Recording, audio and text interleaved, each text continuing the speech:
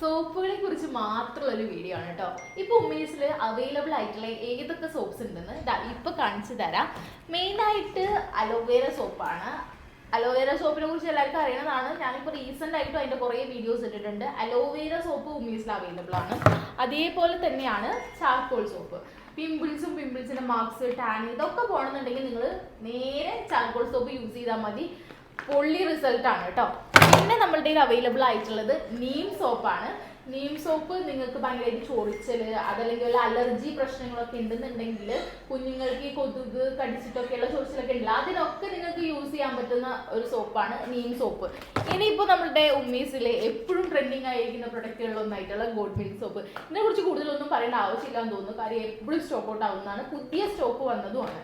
അപ്പോൾ ഇത്രയൊക്കെയാണ് നമ്മുടെ ഇപ്പോൾ സോപ്പ് ഉള്ളത്. നിങ്ങൾക്ക് വെബ്സൈറ്റ് ത്രൂ, ആമസോൺ അല്ലെങ്കിൽ നമ്മുടെ വാട്സപ്പ് ത്രൂ ഓർഡർ ചെയ്യാം. ഡീറ്റെയിൽസ് ഒക്കെ ഞാൻ താഴെ കൊടുക്കാം. ഇപ്പോൾ ഈ വീഡിയോ ഇടുന്ന സമയം സംഭവം എല്ലാം സ്റ്റോക്കിലുണ്ട്. അപ്പോൾ വേഗം തന്നെ ഓർഡർ ചെയ്തോട്ടോ. ബൈ.